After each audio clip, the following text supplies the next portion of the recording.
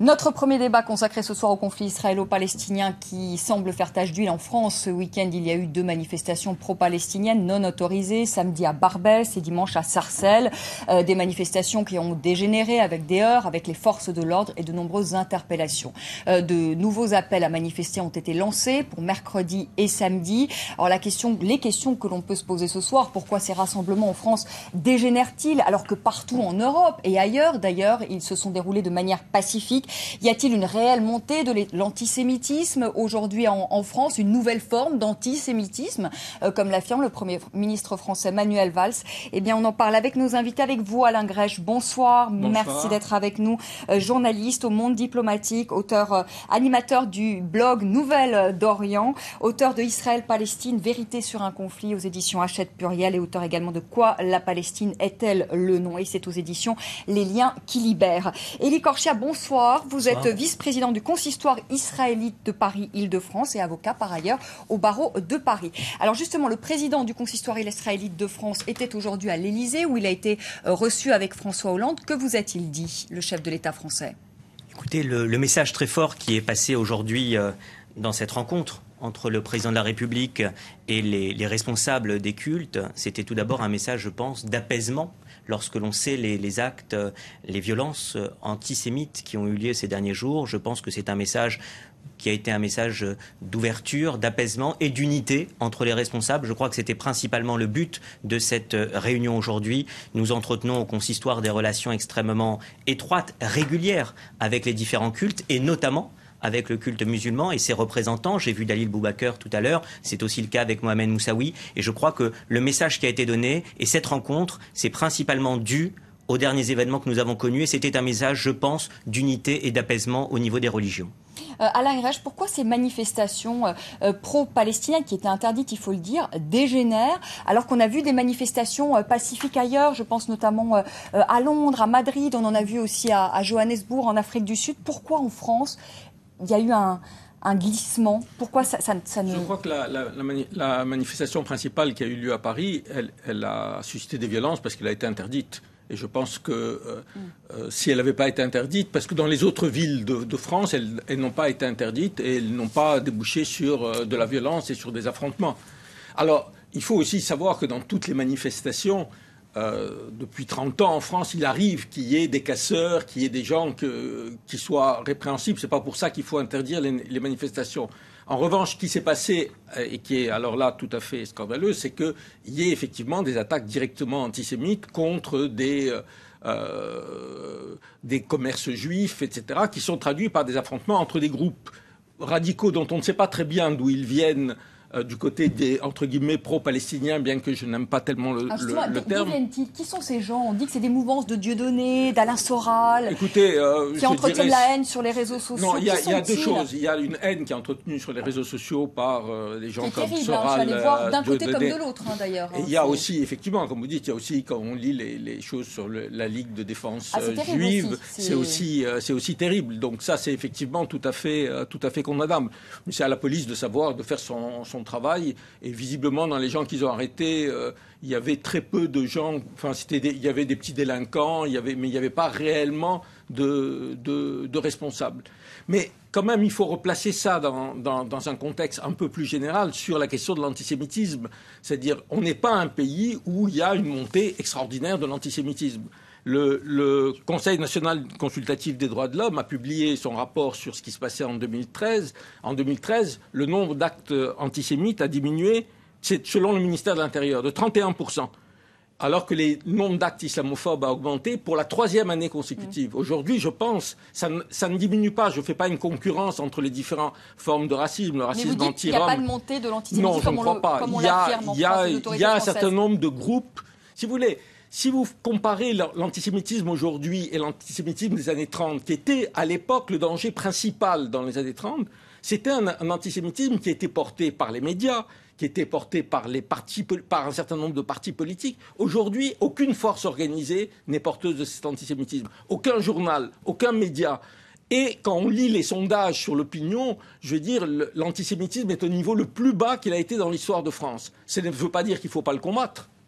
Élie Korchier, justement, je voudrais que vous répondiez à 2 points. Alain Grèche qui dit que c'était une erreur d'interdire ces manifestations à Paris. Et sur le second point, sur l'antisémitisme, qu'il n'y a pas aujourd'hui une montée de l'antisémitisme en France. Tout d'abord sur l'interdiction des manifestations. Est-ce que c'était une erreur? Sur ces 2 points, évidemment que non. Il y a eu des manifestations et je suis comme avocat, mais comme Français, attaché, comme tous les Français, au droit de manifester. Seulement, il y a la manifestation pacifique qui peut se faire pour soutenir tel ou tel mouvement. Et puis il y a des manifestations qui sont des prétextes pour servir de déversoir à la haine antisémite, à la haine de l'autre. Il y a eu des manifestations en province qui ont été autorisées. Vous parliez des pays étrangers, mais en France, la plupart des manifestations, et Alain Grèche le sait parfaitement bien, ont été autorisées. Mais la police, les services de renseignement qui font leur travail au quotidien et qui remontent les informations aux politiques, font état au cas par cas de certains risques. Et lorsqu'il y a un risque vraisemblable, avéré à l'ordre public, c'est dans ce cas-là qu'il peut y avoir l'exception à la règle, et l'exception, c'est l'interdiction.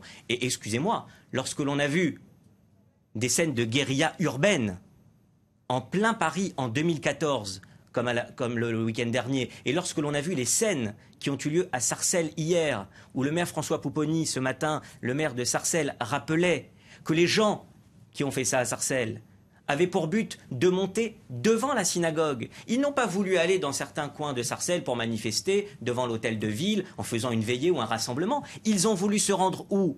Ils ont voulu se rendre devant la synagogue pour crier non pas leur soutien au peuple palestinien, mais leur haine des Juifs. Oui, mais et quand c'est ça le risque aujourd'hui à l'ordre finalement, ce sont des éléments isolés, minoritaires, et qui n'ont rien à voir peut-être, enfin, je veux dire, avec ces gens qui viennent soutenir les Palestiniens, vous répondez quoi à cela? Vous savez, lorsqu'Ilan Halimi a été séquestré, torturé, et qu'il est mort sous les coups de ces bourreaux qu'on a appelés ensuite le gang des barbares, c'était aussi, on pourrait nous dire, des personnes isolées en France. C'était il y a peu de temps. Lorsqu'il y a 2 ans, Mohamed Merah, et je suis l'un des avocats de la famille Sandler, M. Samuel Sandler qui a perdu son fils, ses petits-enfants. Lorsque Mohamed Merah a tué il y a 2 ans en France, à Toulouse, des enfants dans une école juive, dans ce sanctuaire de la République et l'école, simplement parce qu'ils étaient juifs, eh bien, excusez-moi, on pourrait me dire que c'est aussi des gens isolés. Il n'y a pas aujourd'hui de personnes isolées. Il faut comprendre qu'il y a aujourd'hui un mouvement djihadiste qui est dangereux en France. Est-ce que vous êtes d'accord quand même pour dénoncer aussi, parce qu'il y a aussi des violences de l'autre côté, la Ligue de défense juive? Parce qu'on n'entend pas beaucoup, pardonnez-moi, mais on n'entend pas beaucoup de responsables, justement, dénoncer aussi la violence qu'on peut revoir d'ailleurs sur les réseaux sociaux, mais qu'on a pu voir aussi il y a quelques jours. Je ne suis pas un responsable aujourd'hui de la Ligue de défense juive. Je suis un des responsables de la communauté juive organisée. Est-ce que vous dénoncez Écoutez, aussi? ce que je peux vous dire aujourd'hui, mais on n'entend jamais, je dénonce, je condamne. Je sais que c'est un petit peu la mode de mettre toujours sur le même plan. Mais je voudrais juste rappeler qu'il n'y a pas aujourd'hui de membres de la communauté juive qui s'attaquent à des mosquées et qui s'attaquent à des boucheries halal. Les musulmans sont aujourd'hui considérés par les représentants de la communauté juive comme des frères. Ce que je vois aujourd'hui et ce qui m'inquiète, c'est des synagogues qui sont attaqués, des synagogues qui sont vilipendées et des juifs qui ont peur de sortir aujourd'hui avec une kippa ou avec une étoile de David parce qu'ils savent même que devant leur synagogue, quand ils vont prier, ils peuvent être attaqués sur le sol français. C'est ça ce qui m'inquiète aujourd'hui. Alain Grèche, est-ce qu'il y a une importation du conflit israélo-palestinien pour vous en France? Non, il y a toujours eu une importance à ce conflit depuis la guerre de 1967. Je veux dire, il faut rappeler que les premières grandes manifestations qu'il y a eu en France, c'était des manifestations de soutien à Israël en 1967. Donc il y a eu toujours un intérêt de la population française, juive, non juive, musulmans, non musulmans, pour ce conflit. Ça a été très longtemps pour le conflit israélo-arabe et c'est devenu pour le conflit israélo-palestinien. Je pense que c'est normal. On est un pays où peuvent s'exprimer des solidarités. Alors la question, qu'est-ce que c'est l'importation? Et c'est là où on pense, quand on regarde les actes antisémites, il y a une liaison immédiate, quand vous voyez dans les années 2000, entre ce qui se passe en Palestine et les actes antisémites. Pourquoi? Parce qu'il y a des jeunes stupides qui font l'identification, l'amalgame juif égale israélien. Et c'est effectivement un problème. Mais quand l'ambassade d'Israël envoie en France des officiers recruteurs de l'armée israélienne pour recruter des jeunes, juifs ou non juifs, pour l'armée israélienne, quand dans une synagogue, la synagogue de la Victoire, pour ne pas la citer, en mai 2014, on invite un officier de Tsahal pour venir présenter l'armée, il y a effectivement quelque chose qui dépasse simplement la solidarité au sens immédiat.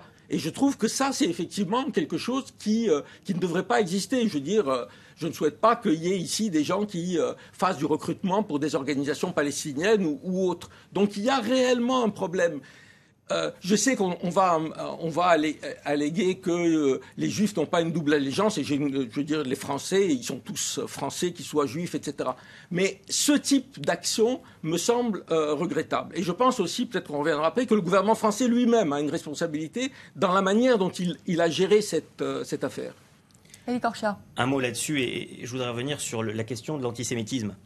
Je voudrais tout de même dire à Alain Grège, parce qu'il faut revoir les statistiques que vous avez, je crois, de par les chiffres que nous avons et que les autorités ont, au premier semestre 2014, il y a eu près de 50% d'augmentation des actes et des actions antisémites contre des membres de la communauté juive, et plus de 50% en ce qui concerne des actes de violence contre des membres de la communauté juive. Je suis président des communautés juives du 92 dans les Hauts-de-Seine, qui est un département où il y a beaucoup de communautés juives. Je peux vous dire que c'est au quotidien qu'avec le préfet, les services de police, les commissariats, nous sommes en train, au jour le jour, de faire en sorte que nous puissions éviter des agressions au sein de la communauté juive. C'est ça le climat actuel aujourd'hui que vivent les Français de confession juive. Alors, je tiens à vous le dire aujourd'hui autour de cette table, on est en train de parler idéologiquement, c'est une belle chose, mais je tiens à vous dire, le quotidien aujourd'hui de responsables, de bénévoles dans les communautés juives qui gèrent leurs synagogues, leurs centres communautaires, c'est avant tout de faire en sorte que leurs membres, petits ou grands, enfants ou personnes âgées, ne soient pas demain victimes d'une agression antisémite. Et ça, je sais qu'avec les pouvoirs publics, nous avons aujourd'hui des partenaires pour nous aider, mais quel drame qu'en 2014, nous soyons obligés, nous, aujourd'hui, Français de confession juive, de craindre pour aller prier dans notre lieu de culte. Mais je vous répondrai effectivement que ça existe et que ça doit être dénoncé, mais je répète qu'en France, les actes essentiels de racisme sont des actes islamophobes. Des mosquées qu'on attaque, il y en a toutes les semaines sans aucune réaction des autorités publiques. Aucune. Il faut 3 jours quand une mosquée est attaquée, quand on met une tête de cochon devant une mosquée, quand on tague une mosquée, pour qu'il y ait une réponse des autorités. Donc, aujourd'hui, c'est quand vous appelez Mohamed ou Fatima que vous ne trouvez pas du travail parce qu'on voudra. C'est quand vous portez un foulard dans la rue que vous êtes agressé aussi physiquement. Encore une fois, je ne veux pas. Toutes les formes de racisme sont condamnables. Et le racisme anti-Rome, par exemple, est un racisme terrible parce qu'il dispose malheureusement d'un soutien populaire très, très large. Mais il y a une différence pour moi entre tous ces racismes et aujourd'hui le racisme anti-musulman, c'est qu'il est porté par les autorités, que le contrôle au faciès, c'est pas les juifs, c'est pas les Français de souche, c'est les jeunes issus des quartiers, et ça crée une haine qui peut déboucher sur des choses tout à fait condamnables, mais la haine, on la comprend, parce que c'est leur vie quotidienne aussi, tous les jours. Mais est-ce que là, il n'y a pas une responsabilité aussi des communautés musulmanes qui sont très divisées aussi? Si elles étaient plus solidaires, si elles étaient plus unies, peut-être qu'elles arriveraient aussi à combattre vous savez, moi, je ne suis pas pour l'organisation des communautés en France. Les communautés musulmanes, ils sont issus d'Algérie, Maroc, Tunisie, d'Afrique. Oui, mais la solidarité, Alain Grèche, c'est important, la solidarité. Oui, mais en même temps, moi, je ne souhaite pas que la France soit organisée je veux dire, pour être très franc, je ne souhaite pas que les musulmans s'organisent comme s'organise la communauté juive, en communauté en tant que telle. Mais c'est un autre débat, si vous voulez. C'est vrai qu'il y a, c'est-à-dire cette communauté, elle est relativement récente, encore qu'il y a des musulmans depuis le début du siècle précédent, et ils sont venus dans la guerre de 14-18, etc. Mais c'est vrai que c'est pour partie les communautés pauvres. C'est pour partie des communautés qui n'ont pas le capital social. On commence à avoir, et tant mieux, des gens qui sont dans les universités, qui occupent des postes de responsabilité. Mais regardez dans les partis politiques.